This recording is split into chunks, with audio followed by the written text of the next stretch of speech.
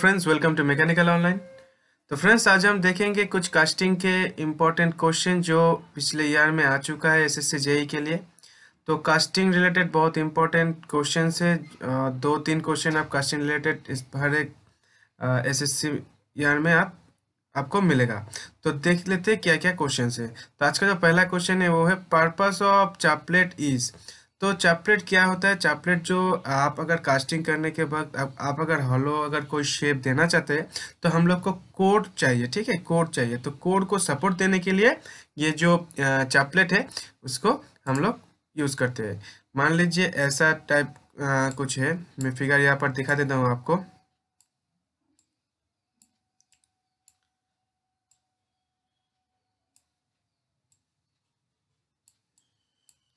तो यहाँ पर मान लीजिए कोई एक कोड है, ठीक है, कोड। तो कोड को सपोर्ट देने के लिए हम लोग चैपलेट यूज़ करते हैं। ऐसे टाइप का चीज़ें हम लोग यहाँ पर लगाते हैं। तो यही है चैपलेट्स।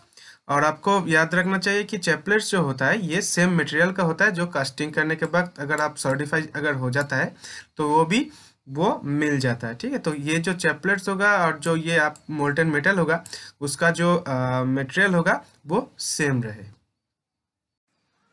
तो नेक्स्ट क्वेश्चन है the main advantage of shell moulding is that. तो शेल मोल्डिंग का जो मेन एडवांटेज है वो है high production rate is possible. तो इसका आंसर होगा डी। शेल मोल्डिंग क्या है? शेल मोल्डिंग आपको पता होना चाहिए कि ये एक यहाँ पर एक बॉक्स रहता है और यहाँ पर जो पैटर्न रहता है वो क्लैम किया जाता है, ठीक है। ये मान लीजिए पैटर्न शेप का हो गया, ऐसा टाइप का पैटर्न रहता है, ये क्लैम किया जाता है। और यहाँ पर आपका बॉक्स में सिलिका रहता है, कुछ सिलिका यहाँ पर रखता है, ठीक है, सिलिका आपका यहाँ पर रहता है और कुछ रिजाइन रहता है कुछ। और ये आपका पैटर्न है, ठीक है। तो आप अगर हीट करेंगे इसको, हीट करने के बाद आपको क्या करना है, ये पलट देना है ये। तो पलट देने के बाद क्या होगा, ये सरफेस इसमें कांटेक्ट में आ जाएगा। कांटेक्ट में आने के बाद ड्यू टू हीट ये इस शेप का फॉर्म कर जाएगा। ये जो आपका जो सिलिका जो है, सिलिका सैंड जो है, ये इस शेप का ले लेगा, ठीक है, ये शेप ले लेगा। तो यही है पैटर्न हो गया। तो मान लीजिए ऐसा शेप जो है मैं यहाँ पर बनाया हूँ, ऐसा शेप हो जाएगा।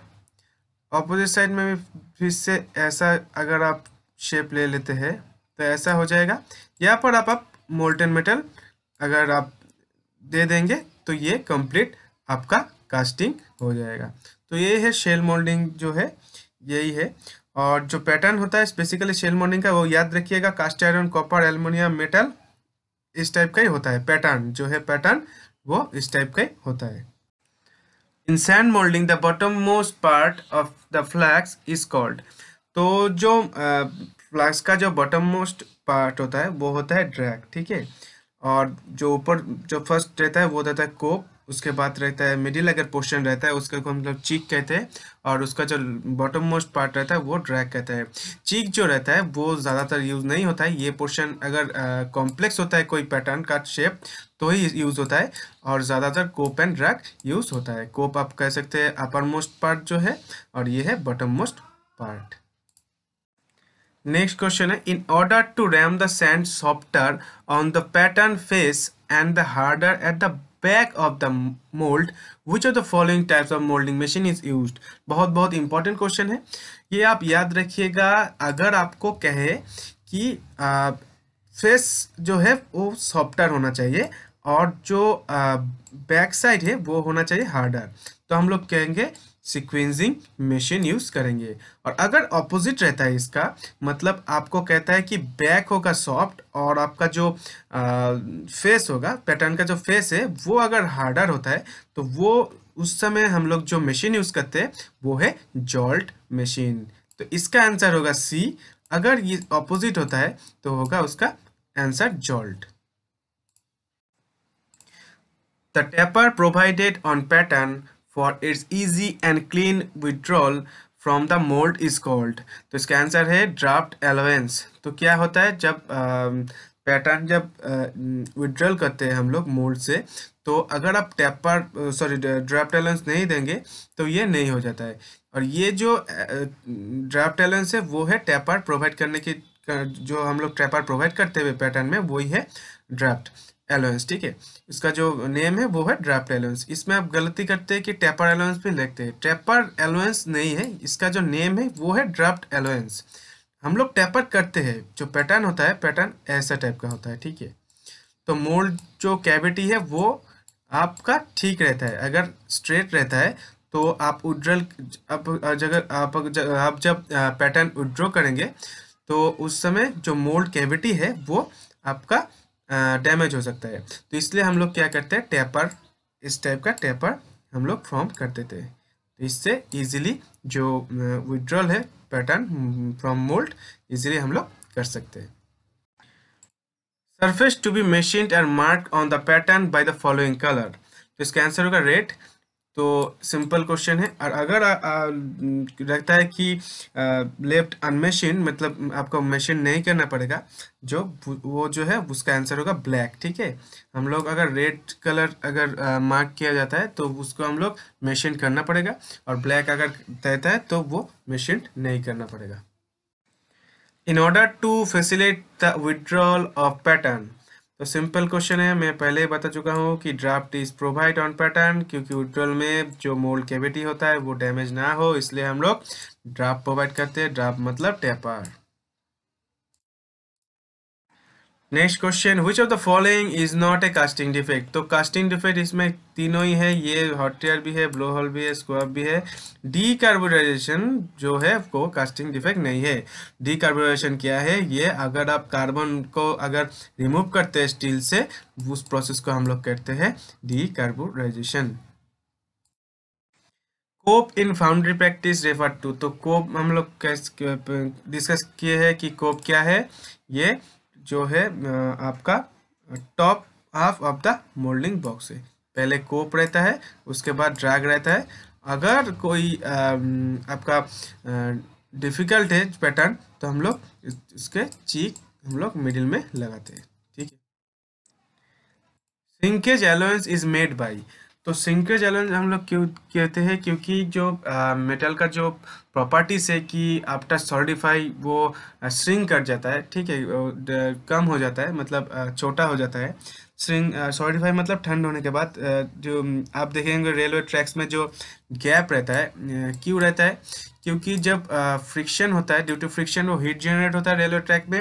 रेलवे ट्रैक और जो आपका जो रेल का जो व्हील है उसमें ड्यू टू फ्रैक्शन की वजह से इसमें हीट जनरेट होता है। हीट जनरेट होने पर क्या होगा, मेटल का प्रॉपर्टी से वो इंक्रीज कर जाएगा। तो इंक्रीज होता है, तो जब ठंड हो जाता है, सॉलिडिफाई अगर हो जाता है, सॉलिडिफाई इसमें मतलब ठंड अगर हो जाता है तो ये क्या करता है, फिर से उसका ओरिजिनल जो पोजिशन है उसमें वो चला जाता है, तो श्रिंक कर जाता है उसमें। तो ये इसलिए हम लोग जब मोल्टन मेटल जब ढालते हैं जब मोल्ड कैविटी में, तो आफ्टर सॉलिडिफाई जब ठंड हो जाएगा उस पर क्या होगा, श्रिंक हो जाएगा। तो हम लोग श्रिंकेज एलोवेंस इसलिए देते हैं। तो एक चीज याद रखिएगा, श्रिंकेज एलोवेंस जो होता है वो एक्सटर्नल डायमीटर में हम लोग ऐड कर देते हैं। कैसे ऐड कर देते हैं, मान लीजिए हम लोग का जो डायमेंशन चाहिए वो चाहिए 5 mm, सॉरी 5 mm 5 सेंटीमीटर, जो मान लीजिए 5 सेंटीमीटर। ठीक है, तो हम लोग का जो डिजर्ट जो शेप है वो है 5 सेंटीमीटर। तो अगर आप 5 सेंटीमीटर का पैटर्न बनाएंगे तो वो जो शेप हो जाएगा वो कम हो जाएगा 4.9 से। मान लीजिए 0.1 है उसका श्रिंकेज स्केल का जो श्रिंकेज जो वैल्यू, तो 4.9 होना हो जाएगा। तो हम लोग को क्या करना है, पैटर्न क्या करना है, पैटर्न हम लोग 5.1 हम लोग को क्रिएट करना है। तो उसके बाद हम लोग ये 5 हम लोग डिजाइन जो शेप है 5 सेंटीमीटर वो हमको मिल जाएगा। तो यहाँ पर क्या होगा, adding to external dimension. External अगर डायमेंशन होता है, बाहर का डायमेंशन अगर होता है, तो हम लोग क्या करते हैं, वो ऐड करते हैं। मगर अगर इंटरनल कोई डायमेंशन होता है, मान लीजिए इंटरनल कोई हॉलो एक शेप है, तो इसमें क्या करेंगे हम लोग सब्ट्रैक्ट करेंगे, क्योंकि वे इस तरफ से जाएगा। ठीक है, तो ये आप याद रखिएगा, ऐड करेंगे हम एक्सटर्नल डायमेंशन में, सब्ट्रैक्ट करेंगे इंटरनल डायमेंशन पे। नेक्स्ट क्वेश्चन है hot air of the result of the which of the following. तो इसका आंसर है रेजिस्टेंस ऑफ द कंस्ट्रक्शन। तो ये हॉट एयर क्या है, ये एक कास्टिंग डिफेक्ट्स है। और जब मेटल सॉलिडिफाई होता है तब क्या होता है, इरेगुलर क्रैक्स हो जाता है, इंटरनल भी हो सकता है एक्सटर्नल भी हो सकता है। तो ये क्रैक्स जब हो जाता है इससे हम लोग कहते हैं हॉट एयर। और आप देखिए इस टाइप का अगर फिगर होता है तो क्रैक इस साइड में आता है, ठीक है। तो हम लोग क्या करते हैं इसमें, इसलिए फिलेट प्रोवाइड करते हैं, कंस्ट्रक्शन में हम लोग फिलेट प्रोवाइड कर देते हैं, ठीक है। ऐसा टाइप फिलेट हम लोग कर देते हैं, ठीक है। ये है फिलेट। आप अगर इम्प्रॉपर अगर पोरिंग टेम्परेचर होगा, मोल्टेन मेटल अगर ज़्यादा टेम्परेचर और प्रॉपर अगर टेम्परेचर में नहीं होता है, अगर पोर्ट जो आप ढालते हैं वो, तब भी ये हॉट एयर होता है। तो इसका आंसर है resistance of construction. Next question है which of the following is not a foundry tool. Simple है, फाउंड्री टूल क्या नहीं है, आर बार नहीं है फाउंड्री टूल, क्योंकि आपको पता ही है आर बार क्या है। आर बार है जो मिलिंग जो कटर है वो अब किस में रहता है, आर बार में रहता है। तो होल्ड द मिलिंग कटर, ऐसा होता है ना आर बार, ये आर बार है। तो आर बार क्या है, ये फाउंड्री टूल नहीं है आर बार, और जो सब जो है वो फाउंड्री टूल है। Next है the vertical passage for bring molten metal to mold cavity is called। Simple answers prove। जो हम लोग मोल्ड कैविटी में जो आपका मोल्टेन मेटल हम लोग जिसमें एंटर करते हैं, जिससे वो क्या है, स्प्रू है, इससे हम लोग मोल्टेन मेटल पोर्ट करते हैं, ढालते हैं, ठीक है। Coppola is best suitable for melting. तो इसका आंसर होगा फेरस मेटल्स। नेक्स्ट क्वेश्चन है permeability of a foundry sand is. तो परमेबिलिटी क्या है, जो आपका जो स्टीम और अदर गैस जो रहता है जो मोल्ड कैविटी में, तो वो पास करने के लिए हम लोग जो गैप रहता है, ठीक है, वही है परमेबिलिटी। तो क्या है, porosity to permit escape of gas और एयर, ठीक है। मोल्ड कैविटी में जो आपका जो जितना पोर होगा, जितना पोरोसिटी होगा, जितना परमेबिलिटी होगा, उससे क्या हो जाएगा, जो स्टीम है वो जो गैस है और एयर है वो पास कर जाएगा। तो ये है permeability of a foundry sand. Metal pattern are use for. तो मेटल पैटर्न कब यूज होता है, लार्ज कास्टिंग अगर होता है तो हम लोग मेटल पैटर्न यूज़ करते हैं। और एक पैटर्न होता है वो होता है वुडन पैटर्न। वुडन पैटर्न ज़्यादातर small casting, small number of casting अगर होता है तब भी हम लोग यूज़ करते हैं, ठीक है। ये जो प्रोडक्शन रेट है मेटल कास्टिंग का वो क्या होता है, हाई होता है। The production rate of metal pattern is high. Shape and size of the sand grains effect the following property. तो इसका आंसर होगा पोरोसिटी। शेप एंड साइज अगर ज़्यादा होता है तो पोरोसिटी की इंक्रीज हो जाता है। पोरोसिटी मतलब आपको पता ही है कि जो गैस और स्टीम जो होता है एयर में वो निकल जाता है, तो वही है। शेप एंड साइज जो अगर ज़्यादा होगा तो पोरोसिटी भी ज़्यादा होगा, तो स्टीम एंड एयर ज़्यादा फ्लो कर पाएगा, मतलब जल्दी फ्लो कर पाएगा। और अगर शेप एंड साइज जब ग्रेन साइज का कम होगा तो वो क्या होगा, इफेक्ट करेगा पोरोसिटी को। इसका आंसर होगा पोरोसिटी, ठीक है। नेक्स्ट क्वेश्चन है plastic toys are usually produce by using. तो एक इंपॉर्टेंट क्वेश्चन है, इसका आंसर होगा इंजेक्शन मोल्डिंग। तो प्लास्टिक टॉयज जो होता है वो तैयार किया जाता है बाय इंजेक्शन मोल्डिंग।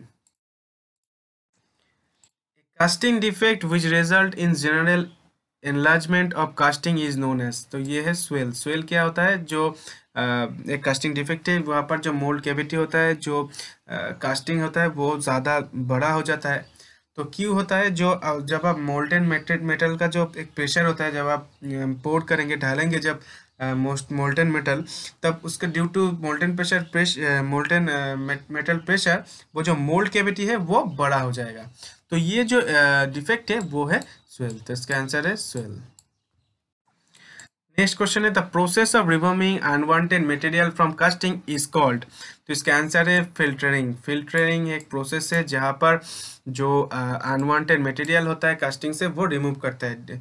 ये वाइब्रेशन की वजह से होता है। इस प्रोसेस में वाइब्रेशन की हेल्प वाइब्रेशन होता है इस प्रोसेस में, वाइब्रेशन की वजह से ये फिल्टरिंग होता है, ठीक है। और भी एक जो है प्रोसेस है वो है शॉर्ट ब्लास्टिंग। शॉर्ट ब्लास्टिंग के आप यूज़ करके भी ये अनवांटेड मटेरियल जो है कास्टिंग से रिमूव करते हैं। ये क्लीनिंग प्रोसेस है, ये दोनों है फिल्टरिंग और शॉर्ट ब्लास्टिंग। नेक्स्ट क्वेश्चन है one direction certification in casting can be improve bye using. तो इसका आंसर है चिल्स एंड पैडिंग। तो क्या होता है सर्टिफिकेशन, डायरेक्शनल सर्टिफिकेशन क्यों चाहिए? मान लीजिए ऐसा कोई शेप है, तो यहाँ पर हीट ट्रांसफर होता है, यहाँ पर हीट ट्रांसफर होता है, इस पे भी हीट ट्रांसफर होता है, मगर हीट ट्रांसफर कहाँ ज़्यादा नहीं होता है? इस एरिया में हीट ट्रांसफर नहीं होता है। तो हम लोग ऐसा पैडिंग लगा देते हैं, तो इसमें हीट ट्रांसफर होता है। क्यों हीट ट्रांसफर चाहिए? हीट ट्रांसफर होने से जो सर्टिफाई होता है, सर्टिफिकेशन के लिए हीट ट्रांसफर जरूरी है। तो इसलिए directional certification, one directional certification के लिए जो यूज़ होता है वो चिल्स एंड पैडिंग होता है।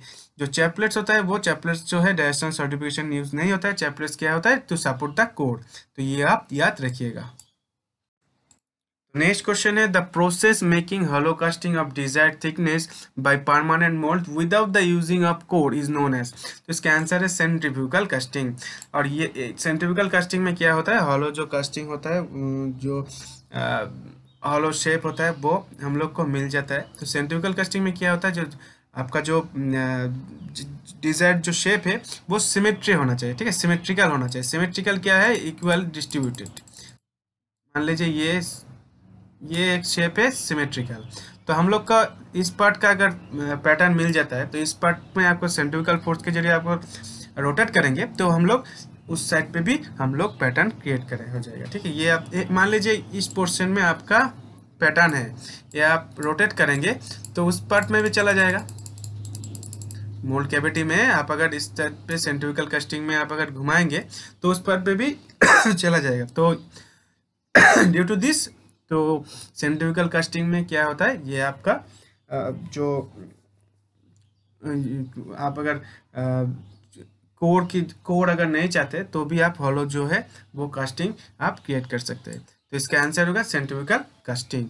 तो फ्रेंड्स अभी तक तो यही क्वेश्चन मैं आपके लिए ला पाया हूँ। तो मैं बहुत दिनों से आपके लिए क्वेश्चन नहीं ला पाया था, तो सॉरी। तो अगर इस वीडियो का अच्छा लगे तो मुझे कमेंट बॉक्स में कुछ रिप्लाई दीजिएगा और लाइक भी कर दीजिएगा और शेयर भी कर दीजिएगा। और अगर आप लोग अभी तक मेरे चैनल को नहीं सब्सक्राइब कीजिएगा तो प्लीज़ सब्सक्राइब कीजिएगा। Thank you friends.